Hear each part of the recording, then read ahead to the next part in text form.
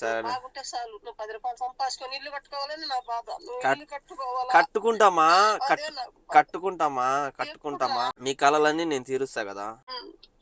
సరే అదొక్కటేనా నా కోరిక. నాకు ఇంక బంగారే అవసరం లేదు. నేను ఇల్లు కడతా, రాజంపేటలోనే కడతా, సరేనా. సరే ఉంటా. సో అది మా అమ్మని చూడగానే ఏడుపు వచ్చేసింది. చాలా రోజులు అయింది మా అమ్మని చూసి.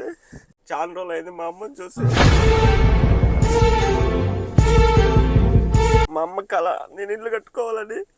అందుకే నేను ఈ యూట్యూబ్ ఛానల్లోకి వచ్చిన. మాకు పెద్దగా ఆస్తులు కూడా లేవు. మేము పేదోళ్ళము. మాకు ఇల్లు కూడా లేదు, కానీ ఇల్లు కడతా నేను ఎప్పటికైనా. ఎవరు ఏమైనా మాట్లాడిని పట్టించుకోను. మళ్ళీ మాట్లాడిన వాడు ఒక్కడు 1 రూపాయి ఈడు.